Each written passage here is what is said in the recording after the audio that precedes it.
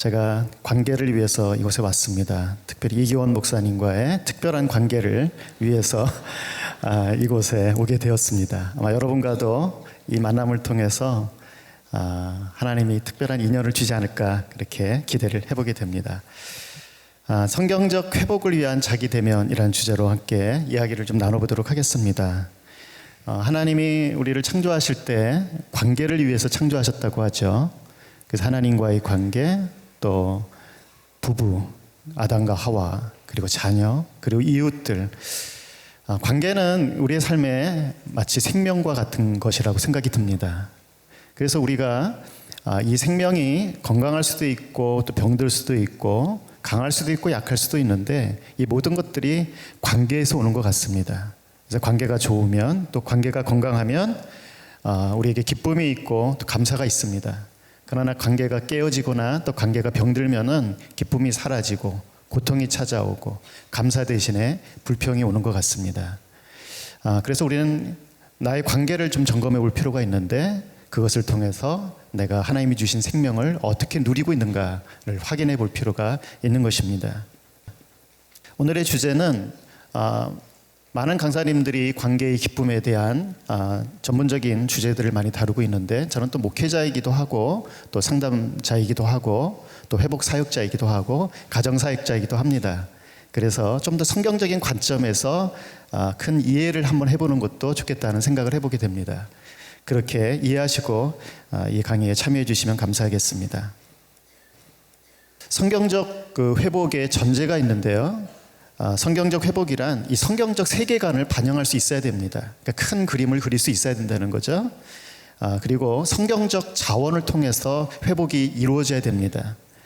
우리가 아무 것이나 아무 도구를 사용하게 되면 그 도구의 어떤 부정적인 영향들을 받을 수밖에 없습니다. 그리고 성경적 방법이 옳아야 되겠죠. 그리고 성경적인 목적, 하나님이 원하시는 목적을 이루는 회복이 돼야지 우리의 원하는 바나 또 사람들이 기대하는 그런 목적이 되어서는 안 될 거리라고 생각이 듭니다. 성경적 목적이 돼야 된다. 그럼 성경적 회복이란 무엇일까요? 성경적 세계관에 대해서 얘기했는데 성경적 세계관을 간단하게 얘기하면 이것입니다. 창조, 타락, 구원, 회복이라고 하는 이 네 가지 주제가 성경적 세계관을 이루고 있습니다. 우리는 하나님의 형상대로 창조돼서 죄로 말미암아 깨어지게 되었고 예수님을 통해 구원을 얻어서 이제 회복의 과정 속에 있습니다. 그리고 그것은 곧 완성될 것입니다. 그런데 구원받고 회복되어져 가는 과정 속에서 우리는 어떻게 회복되어야 되는가? 이 성경적 원리를 따라 회복되는 것들이 바람직하다고 봅니다. 특별히 성령의 인도하심이 가장 중요하다고 보는 것이죠. 그래서 성령의 인도가 없이 또 성경적인 원리가 없이 우리가 살아간다면은 구원받은 자로서의 정체성도 잃어버리게 되고 그리고 참된 회복의 기쁨도 얻을 수가 없는 것입니다. 또한 이 구원에서 회복이 이루어지는 과정은 점진적입니다. 우리가 갑자기 어느 날 일어났더니 내가 완전히 180도 변화됐다 그럴 수 있으면 얼마나 좋겠어요. 그러나 그런 경우들은 찾아볼 수가 없겠죠. 희망사항일 뿐입니다. 하나님께서는 어떤 과정을 통해서 우리를 회복시켜 주십니다. 특별히 옛사람을 벗어버리고 또 새사람을 입는 그런 성경적 방식을 통해서 점진적으로 우리를 변화시켜 주신다는 겁니다. 그 최종적 상태는 우리가 잘 아는 전인적 변화, 우리의 전 인격이 육체적인 것, 정서적인 것, 또 영적인 것 또는 지적인 모든 부분들 전인적인 변화를 이루어 이 땅에 가장 온전했던 100% 온전했던 한 사람, 바로 예수님의 모습을 닮아가는 것이 최종적인 형태라고 보여지는 것입니다. 성경을 보면은 우리의 회복에 대한 약속이 이렇게 말씀되고 있습니다. 혹시 괜찮으시다면 이 성경 말씀을 같이 한번 읽어봐도 될까요? 다 같이. 너희 안에서 착한 일을 시작하신 이가 확신하노라. 하나님께서 시작하신 것을 하나님이 끝내신다는 약속이죠. 그것이 하나님의 계획이고 또 하나님의 구원 목적이기도 합니다. 그래서 우리는 그 영광을 바라고 줄고할 수가 있습니다. 회복의 과정 속에 있다면 우리 모두가 그리스도인이라면 이 하나님의 플랜에 따른 또 하나님의 계획에 따른 우리 이 회복의 과정 속에 있다면 우리가 해야 될 것은 기쁨입니다. 기뻐해야 돼요. 그 회복 여정을 기뻐하는 삶, 그것이 회복을 즐기는 삶이라고 할 수가 있는 것입니다. 그래서 회복의 궁극적인 목표, 그것은 바로 성경이 약속한 대로 그 아들의 형상을 본받는 것이다. 또 이것을 하나님은 미리 정하셨다고 했어요. 우리를 구원하실 때 미리 이 목적을 갖고 우리를 구원하신 거예요. 그렇기 때문에 하나님의 능력과 하나님의 뜻을 따라 그 일이 반드시 이루어질 줄을 믿는 것이 회복에 참여하는 우리 성도들의 믿음이 되어야 될 줄로 믿습니다. 그리고 회복의 과정 속에 하나님이 사용하시는 방식은 옛사람을 벗고 새사람을 입게 하는 방식이에요. 그래서 우리는 부단히 옛것을 벗어버리는, 하나님께서 준비해 주신 새로운 삶을 입어가는 그런 변화를 경험할 수가 있어야 되겠습니다.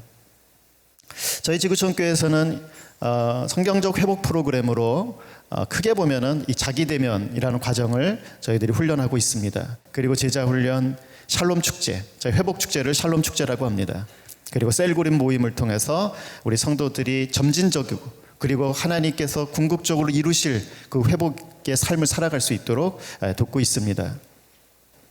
그럼 성경적 자기대면은 무엇인가? 우리 회복의 프로그램 속에 이 자기대면이라고 하는 프로그램이 있는데, 이 성경적 자기대면이 무엇인가? 이것은 1973년에 신자들에게 성경적 상담 훈련 과정으로 시작돼서 1977년 BCF라고 하는 기관으로 미국에서 등록이 됐습니다. 그리고 저희 2005년부터 한국지구촌교회에서 성경적 상담 훈련과 제자 훈련 과정으로 이 과정을 지금도 진행하고 있습니다. 왜 성경적 자기대면일까?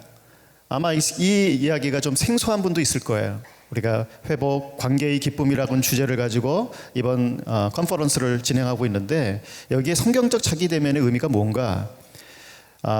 우리는 하나님의 완전한 기준보다는 인간의 상대적 표준에 의해서 살고자 하는 경향을 가지고 있습니다. 이것은 회복의 과정 속에도, 또는 상담을 하고 치유를 받는 그 모든 과정 속에도, 심지어는 제자 훈련을 하는 과정 속에서도 하나님의 기준보다는 어떤 인간의 상대적 기준을 따르려고 하는 그런 마음들이 있어요. 그렇기 때문에 철저한 성경적 자기대면이 필요하다는 것입니다. 또 우리는 하나님께 초점을 두기보다는 쉽게 자기에게 초점을 두는 경향들이 있어요. 그래서 우리가 왜 회복의 과정 속에서 자주 실패를 경험하고 또 되돌아가고 다시 제자리를 맴도는 것 같은 그런 경험을 하게 되는가? 하나님께 초점 두기보다는 다시 또 나에게 초점을 둠으로 인해서 우리의 회복이 온전치 못한 모습으로 나타나는 경우들이 많다는 것입니다. 또 우리는 다른 사람을 도우려 할 때 먼저 자신의 문제를 보기보다 상대방의 문제에 집중하는 경향이 있습니다. 우리가 교회 안에서 섬긴다고 할 때, 또 회복 프로그램에서 우리 후원자로 누구를 돕는다고 할 때도 자기를 먼저 점검하기보다 타인에게 집중하는 경향들이 있어요. 이것은 성경적 순서가 아닌 것입니다. 예수님께서는 말씀하시기를 우리에게 두 가지 계명을 주셨어요. 그 첫째는 하나님을 사랑하라고 하는 것입니다. 두 번째는 내 이웃을 내 자신과 같이 사랑하라고 하는 것입니다. 여기에는 자기를 사랑하는 계명이 없어요. 그런데 많은 어떤 현대적이고 또 인본주의적인 많은 심리학적 가르침들을 보면은 너 자신을 사랑해야 된다라고 가르치는 경우들이 많이 있습니다. 그런데 우리 성도들도 이 말에 쉽게 현혹을 받는 경우들이 있어요. 내가 나를 사랑하지 않기 때문에 타인을 사랑하지 못한다고 생각하고, 내가 나를 사랑하지 못하기 때문에 관계에 문제가 있다고 생각하는 경향들이 있습니다. 그러나 여러분은 여러분 자신을 너무너무 지금도 사랑하고 있어요. 아마 그 예를 들어본다면은, 여러분 단체 사진을 찍으시면은 처음 사진을 받아들였을 때 그 사진에 어떤 곳에 주목을 하시죠? 여러분의 얼굴이 잘 나왔는지, 표정이 어떤지, 그걸 먼저 주목하시죠? 그런 것입니다. 누구도 자기를 미워하는 사람이 없어요. 자기를 지나치게 사랑하고 있습니다. 그러나 잘못된 방식으로 사랑하는 게 문제죠. 그래서 성경은 우리가 우리 자신을 부인해야 될 필요성을 이야기해 주겠어요. 특별히 예수님이 그 모델이 되셨고, 우리가 우리 자신의 목숨을 잃어버리고자 할 때 오히려 얻게 된다고 성경이 말씀하고 있습니다. 그렇기 때문에 성경적 자기대면은 먼저 자기 눈에 들보를 빼는 작업을 하는 것입니다. 우리의 눈에 들보가 있다고 생각을 해보세요. 사물을 온전히 볼 수 있을까요? 아마 들보가 눈을 가려서 사물을 왜곡되게 보거나 전혀 보지 못하게 만들 거예요. 다른 사람의 문제를 돕는다고 하고 때로 가족들의 문제를 돕겠다고 하지만은 내 눈에 들보가 있으면 문제를 깨끗한 눈으로 볼 수가 없어요. 그렇기 때문에 많은 문제 또는 갈등을 낳게 되는 것입니다. 그래서 눈에 들보를 빼는 작업을 해야 돼요. 성경은 그 구체적인 예들을 명시하고 있습니다. 자, 그럼 성경적 자기 대면을 조금 정의해 보도록 하겠습니다. 영구한 진리가 되는 하나님의 말씀을 따라 자신의 삶을 철저하게 검토하는 것, 그리고 자기에게 초점을 두는 삶에서 벗어나서 하나님을 기쁘시게 하고 이웃을 사랑하는 데 초점을 두는 삶을 살아감으로 하나님이 원하시는 진정한 변화와 성숙을 이루기 위한 철저한 성경적 제자화를 위한 훈련 과정이자 또 이를 구체적인 삶의 정황에서 또는 상황에서 다룬다는 측면에서 성경적 상담 과정이다. 성경의 목적을 보면은 성경은 교훈하고 책망하고 바르게 하고 의로 교육해서 우리를 하나님의 사람으로 구비되게 하고 모든 선한 일을 행하기에 온전케 함이라고 그렇게 말씀하고 있습니다. 그래서 성경은 우리가 어떤 삶을 살아야 될지에 대해서 구체적으로 이야기하고 있고 또 잘못되었을 때 그 잘못이 무엇인지를 지적해주고 다시 돌이킬 수 있는 방법까지도 제시해줍니다. 그리고 계속적으로 의로운 삶을 살아갈 수 있도록 이끌어주는 그런 하나님의 책임인 것입니다. 그렇기 때문에 우리는 성경을 통해서 예수님을 닮아가는 제자가 될 수 있고 또 삶의 문제를 구체적으로 성경을 통해서 해결하는 과정을 통해서 우리가 성숙해 갈 수가 있습니다. 어떤 경우는 이 제자 훈련과 상담을 따로 떨어뜨려 놓고 생각하는 경향들이 있어요. 제자 훈련 따로 상담 따로. 그러나 성경은 그렇게 얘기하지 않아요. 훈련과 상담이 함께 이루어져야 된다고 말씀하고 있는 것입니다. 그래서 자기 대면을 통해서 우리는 철저하게 말씀을 따라 훈련하고 또 자신의 삶의 문제를 성경을 통해 이해하고 해결하는 그런 상담 과정을 갖게 되는 것입니다. 예수님께서도 제자들에게 말씀하시기를 내가 너희에게 분부한 그 다음에 뭐죠? 모든 것을 가르쳐 지키게 하라 했어요. 예수님께서 가르치신 모든 것을 가르쳐야 된다는 거예요. 그렇다면 예수님께서 가르치신 모든 것은 무엇일까요? 여러분 산상수훈을 좋아하시죠? 마태복음 5장에서 8장까지 말씀이 산상수훈입니다. 그 산상수훈을 보시면 예수님께서 우리의 삶의 문제에 대해서 가르치신 구체적인 예들이 나와 있습니다. 여러분 기억나는 게 어떤 것들이 있으세요? 분노의 문제, 간음의 문제, 또 비판의 문제, 기도의 문제, 염려의 문제, 이웃 사랑의 문제, 때때로 남을 욕하는 문제, 기도에 대해서 수많은 문제들을 가르치고 있죠. 예수님께서는 우리의 삶에서 우리가 겪게 되는 구체적인 문제들에 대해서 하나씩 지적을 해주셨고 그것에 대한 하나님의 말씀을 우리들에게 주셨습니다. 때문에 성경적 자기 대면은 우리가 회복의 과정 속에서 나를 돌아보고 또 다른 사람의 눈에 티를 빼주는 것을 도와주기 위해서 말씀을 통해 철저하게 자기의 삶의 문제를 점검하고 하나님의 말씀에 의거해서 또는 성령의 인도를 따라서 삶의 변화와 성숙을 추구하는 그런 과정이라고 할 수가 있는 것입니다. 계속해서 성경은 자기를 살펴봐서 시험을 받을까 두려워하라. 각각 자기의 일을 돌아보라고 그렇게 권면하고 있습니다. 남편과 문제 또는 아내와의 문제, 자녀와의 문제, 부모님과의 문제, 성도들과의 수많은 문제들이 늘 갈등으로 다가옵니다. 그렇지만 그때마다 우리는 자기를 돌아볼 수 있어야 돼요. 성경적으로 내 눈에 들보가 무엇이 있는가, 그 들보를 어떻게 뺄 수가 있는가를 돌아볼 수 있어야 되는 것입니다. 그럼 성경적 자기 대면의 자원은 무엇일까요? 하나님은 우리가 자기 대면할 수 있는 도구들을 주셨는데 첫째가 성경입니다. 성령님이고 기도고 또한 교회입니다. 성경은 하나님의 목적대로 삶의 모든 문제를 다루기에 충분합니다. 그래서 모든 성경, 모든 선한 일을 행할 능력을 갖추게 하려 함이라. 우리가 병들었을 때도 때때로 여러 가지 장애를 겪고 있을 때도 우리는 선한 일을 할 수 있어요. 왜냐하면 성경이 이렇게 말씀해주고 있기 때문에 모든 선한 일을 행할 능력을 주는 것이 하나님의 말씀이라고 이야기하고 있습니다. 그래서 우리가 핑계댈 것이 없어요. 내가 과거에 내 가족 배경이나 또는 내 삶에서 내가 겪은 어떤 상처들이 나를 아프게 할지라도 또 나에게 어려움을 준다 할지라도 그렇다고 해서 모든 선한 일을 행할 수 없는 것들이 아니에요. 어떠한 상황 속에서도 우리는 하나님의 뜻대로 선을 행할 수 있는 능력을 갖고 있습니다. 다시 말해서 이웃을 사랑할 수 있는 힘을 갖고 있어요. 상대방이 나를 힘들게 하는 어떤 문제 때문에 그를 사랑하지 못한다면 그것은 성경에 불순종하고 있는 거예요. 성경은 그럴 때도 사랑할 수 있는 능력을 주신다고 말씀하고 있습니다. 하나님의 말씀은 하나님의 뜻을 이루고 그 보낸 일에 형통하는 능력이 있다고 말씀합니다. 여러분, 말씀을 신뢰하면은 우리가 그 말씀을 통해서 하나님이 우리를 구원하시고 우리를 회복시키는 과정 속에서 그 회복의 기쁨, 특별히 그 회복 속에서 우리가 관계를 새롭게 하는 기쁨, 또 하나님의 방법대로 이웃을 사랑하는 놀라운 축복들을 우리가 누릴 수가 있는 것입니다. 두 번째로, 성령은 우리의 문제를 풀 수 있는 능력을 주시는 분이세요. 그분은 모든 진리 가운데로 우리를 인도해 주십니다. 그리고 하나님의 일을 분별할 수 있는, 영적인 것들을 분별할 수 있는 능력을 주시기 때문에 성령 없이는 진정한 회복이 없어요. 인간관계의 회복이든 상처의 회복이든 어떤 과거의 잘못된 습관의 회복이든 성령의 도움 없이는 불가능합니다. 그렇기 때문에 우리는 성령을 구해야 되고 성령을 의지해야 됩니다. 또한 기도는 하나님과 교통할 수 있게 해줍니다.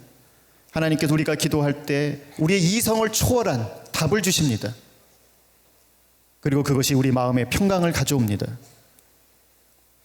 특별히 삶의 문제에 부딪힐 때 주님은 지혜를 구하라고 말씀하셨어요. 특별히 인간관계에 어려움을 겪을 때 섣부르게 내 방식대로 행동하기보다도 지혜를 구할 때 하나님이 주시는 방법을 따라 훈련된 모습으로 관계의 문제를 해결해 갈 수 있다고 말씀하고 있는 것입니다.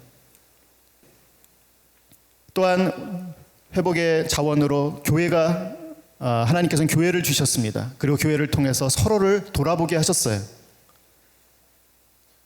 교회의 구조를 보면은 예수님의 몸으로서 서로가 지체가 되어서 연결되고 연합해서 서로를 돕도록 그렇게 구성되어 있습니다. 진정한 교회, 그 교회 안에 지체로서 내가 소속되어 있다면 우리는 언제든지 다른 성도들을 통해서 도움을 받을 수 있고 또한 도움을 줄 수가 있습니다. 마음을 열고 서로가 도움을 주고받을 수 있을 때, 또 서로의 연약함을 고백할 수가 있을 때 우리는 진정한 치유와 회복을 맛볼 수가 있는 것입니다. 자, 성경적 자기대면은 그런 어떤 과정으로 할 수가 있는가? 우리는 우리의 문제에 대한 성경적 이해를 갖는 것이 우선이 되어야 됩니다. 문제에 대한 진단이 올바르지 않으면 그 해결 방법도 올바를 수가 없어요. 그래서 성경적 이해를 하는 것들이 필요합니다. 그것이 대인관계의 문제든 중독의 문제든 또는 개인적인 습관의 문제든 그리고 여러 가지 삶에서 부딪히는 시련 또는 여러 가지 고난의 문제든 그것을 성경적으로 이해할 때 우리는 올바른 답을 찾아갈 수가 있는 것입니다. 그리고 하나님께서는 말씀을 통해서 우리에게 소망을 주세요. 다시 말해서 궁극적인 해결과 또 궁극적인 변화를 약속하고 계십니다. 특별히 시련 중에도 우리가 낭망하지 않을 것은 그 시련을 통해서 우리를 연단하시고 그리고 온전하도록 우리를 변화시켜 주시는 또는 훈련시켜 주시는 하나님의 계획들을 볼 수가 있습니다. 그래서 어떤 경우든지 우리는 어떤 우리 문제를 가지고 절망할 이유가 없는 것이고 또 성경적인 소망을 갖고 문제를 적극적으로 대면할 수가 있습니다. 또한 성경적 변화의 과정을 거쳐야 됩니다. 그리고 성경적인 실천에 이를 수 있어야 됩니다. 먼저 성경적 이해를 보면 문제를 성경적으로 이해하는 것들이 필요합니다.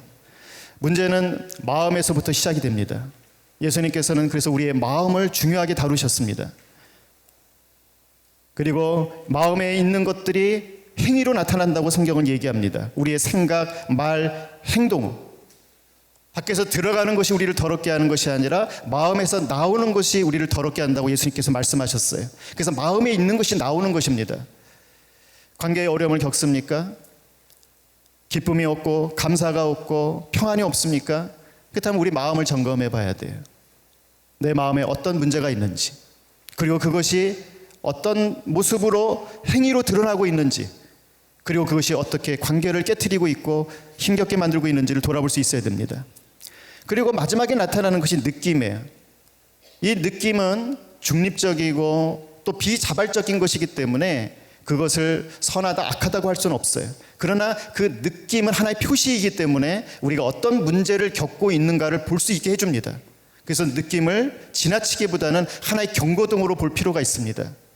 그것이 두려움이든 수치심이든 또는 우울감이든 왜 그런지 그것을 하나의 경고등으로 이해하게 될 때 우리는 우리의 행위를 다시 한번 검토해 볼 수 있고 또 우리의 마음의 수준을 점검해 볼 수가 있는 것입니다.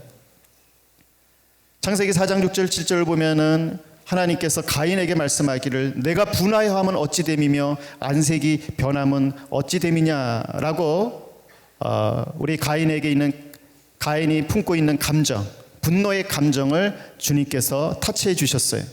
그래서 내가 선을 행하면 어찌 낯을 들지 못하겠느냐. 가인의 분노는 그가 잘못된 동기를 갖고 있었고 또 잘못된 생각을 갖고 있었기 때문에 나온 그런 감정 중에 하나였습니다. 그래서 하나님께서는 죄를 다스리라고, 마음을 다스리라고 한 거예요. 이렇듯이 성경적으로 우리의 문제를 돌아볼 때 마음과 행위와 느낌이 어떻게 연결되어 있고 어떻게 영향을 주고 있는가를 살필 수 있어야 됩니다. 문제에 대한 성경적 소망을 성경에서 우리는 찾을 수가 있습니다. 몇 가지를 예로 본다면은 하나님께서는 우리 모든 믿는 자들을 죄의 권세와 형벌로부터 해방해 주셨어요. 그래서 어떤 문제를 갖고 우리가 죄라고 인정할 때 오히려 소망이 있습니다. 왜냐하면 죄는 용서받을 수 있고 회복될 수가 있기 때문에 그렇습니다. 그러나 어떤 문제를 죄임에도 불구하고 질병의 문제로 다루기 시작하면 그것은 약속이 없습니다. 하나님께서는 우리가 갖고 있는 죄의 문제를 솔직하게 직면하고 다루기를 원하세요. 그리고 예수님께서는 우리가 죄의 문제를 다루기 시작할 때 죄로부터 용서받을 수 있는 것과 죄의 권세로부터 해방될 수 있는 것들을 우리에게 가르쳐 주십니다. 우리가 시험 당할 때나 또는 시련 당할 때 우리는 굉장히 우리 인생에 대해서 부정적 태도를 갖기가 쉽습니다. 특별히 어린 시절이나 자라온 성장 배경을 인해서 부정적인 시각을 가질 경우들이 많이 있는 것 같습니다. 그러나 각 사람의 문제는 각 사람의 책임 아래에 있는 것입니다. 그렇기 때문에 우리가 적극적으로 하나님 앞에서 우리의 문제를 다루기 시작할 때 승리할 수 있도록 하나님께서는 도와주십니다. 또 하나님께서는 중보해 주시고 또 시련 속에서 성숙할 수 있는 기회를 주십니다. 그리고 하나님의 평화와 기쁨은 삶의 조건과 상관없이 신자들에게 주어지기 때문에 우리는 어떤 상황 속에서도 하나님의 말씀에 순종함으로 평화와 기쁨을 누릴 수가 있는 것입니다. 자, 성경적 변화는 계속적인 과정입니다. 그리고 이는 벗기와 입기를 통해서 이 변화의 과정을 갖게 되어집니다. 특별히 죄된 습관들을 회개하고 자복하고 즉시로 벗어버리는 삶, 그리고 성령의 능력 안에서 의로운 행위들을 입음으로 우리는 새 마음을 얻을 수 있습니다. 우리의 묵은 마음, 상처난 마음, 고통에 매여 있는 마음, 미움과 증오에 얽혀 있는 마음들, 하나님께서는 우리가 성경적 변화의 과정을 거칠 때 새 마음을 주신다고 분명히 약속을 해주셨습니다. 그렇기 때문에 우리는 적극적으로 성경적 방식으로 변화를 이루어 가야 되는 것입니다. 우리의 성경적 변화는 실천을 통해서 구체화될 수 있어야 됩니다.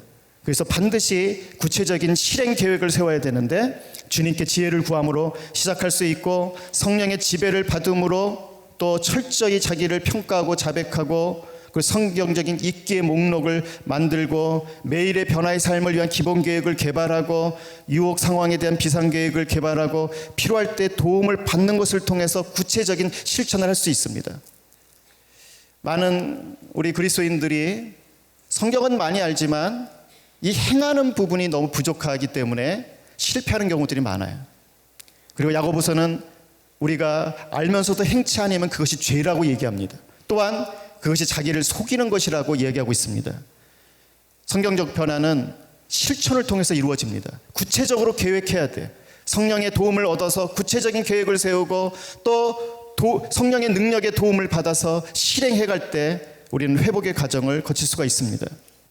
자기 대면을 적용을 위한 구체적인 문제의 영역들이 있습니다. 제일 먼저 다뤄야 될 것은 자기입니다. 자기. 왜냐하면 자기를 다루지 않으면 다른 문제를 제대로 이해할 수 없고 또 문제에 대한 긍정적인 태도를 가질 수가 없습니다.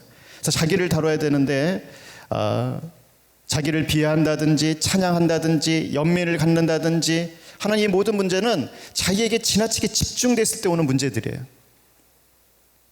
성경은 말씀드린 바와 같이 자기를 부인하고 자기 생명을 희생함으로 오히려 예수님을 따르고 이웃을 사랑하라고 그럼으로써 참된 생명을 얻으라고 그렇게 말씀을 하고 있습니다.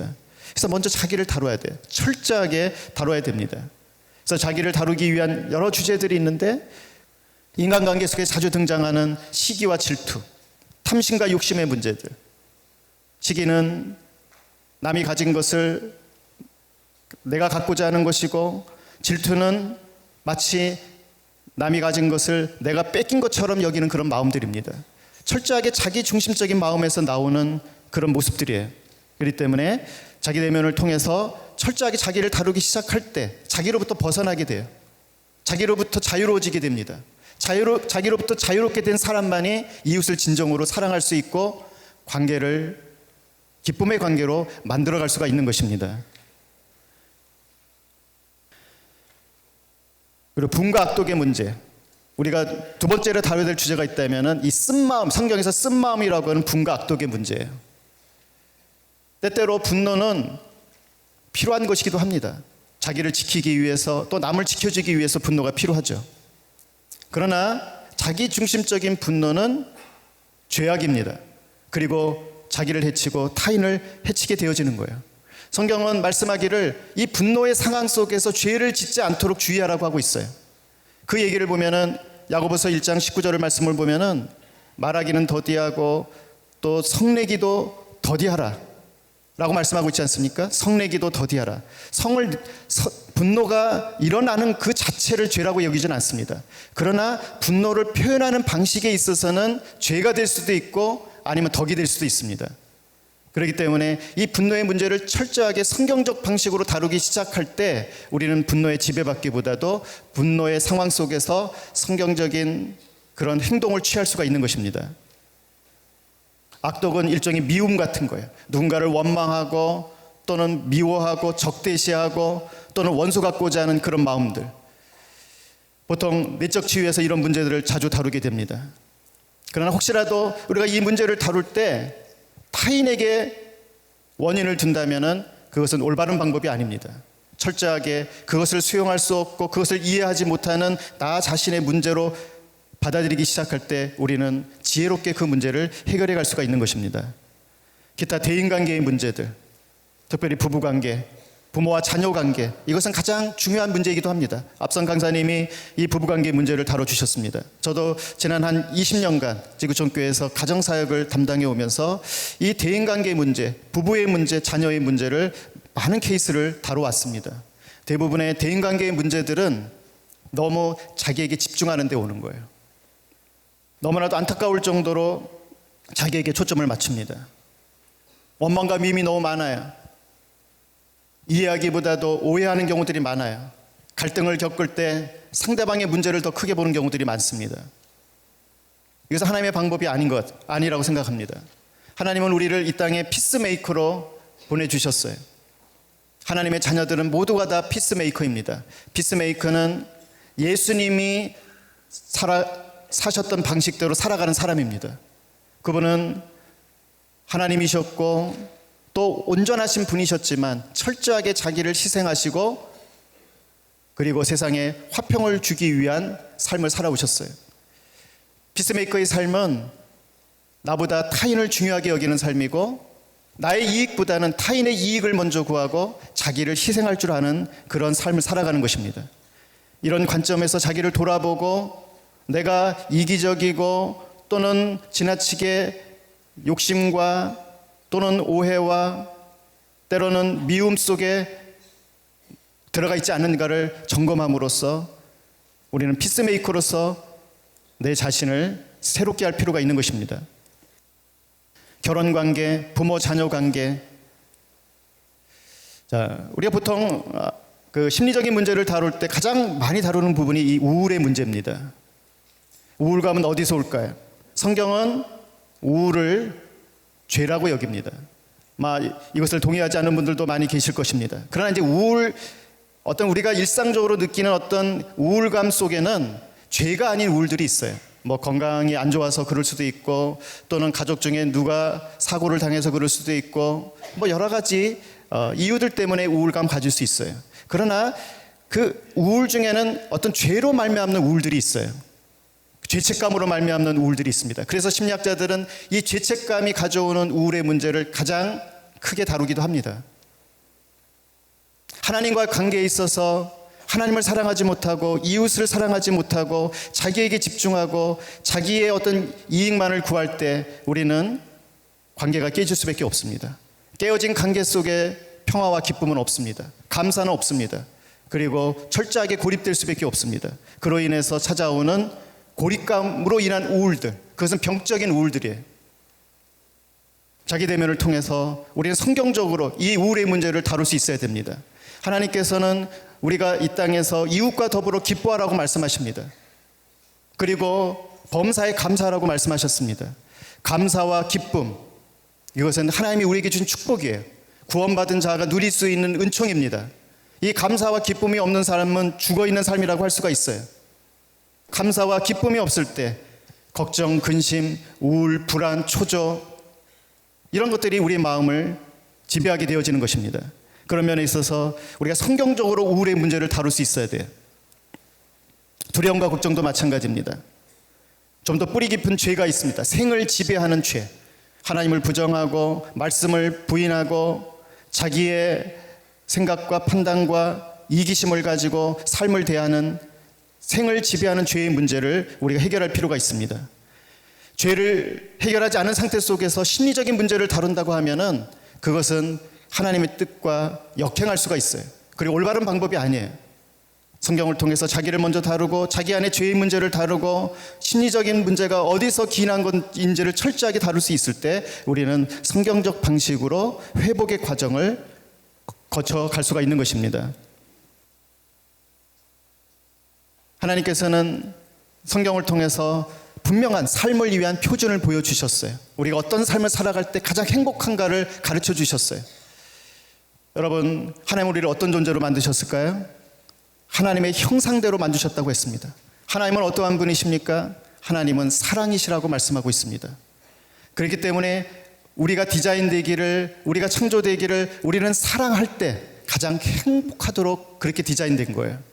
아마 여러분도 경험하고 계시죠? 누군가를 사랑할 때 행복감이 있습니다. 누구를 미워할 때 고통이 있습니다. 그래서 사랑할 때 우리는 인간으로서 가장 건강한 상태에 있게 되고 그리고 가장 큰 행복감을 누릴 수가 있는 것입니다. 그렇기 때문에 우리는 예수님의 말씀을 따라 먼저 하나님을 사랑하고 이웃을 사랑하는 방식으로 우리의 문제를 대해야 되고 삶의 문제를 해결해 갈 수 있을 때 우리가 성경적인 회복의 과정을 계속해서 누릴 수가 있는 줄로 믿습니다. 여러분, 회복은 구원받은 모든 그리스도인들에게 주어진 약속입니다. 그리고 이것은 점진적으로 이루어집니다. 그리고 성경적 방식으로 또한 이루어져야 됩니다. 그리고 성경적 목적에 합당해야 됩니다. 그래서 우리가 이 성경적 회복의 과정을 통해서 예수님을 닮아갈 때, 그 예수님의 성품대로 이웃을 내 자신처럼 사랑할 수 있는 사랑의 능력을 키워갈 때 우리가 겪고 있는 삶의 우울의 문제, 두려움과 걱정의 문제, 그리고 대인관계의 깨어진 갈등으로 인해서 깨어진 삶의 문제들을 해결해 갈 수 있는 놀라운 능력과 또한 지혜를 얻게 되는 줄로 믿습니다.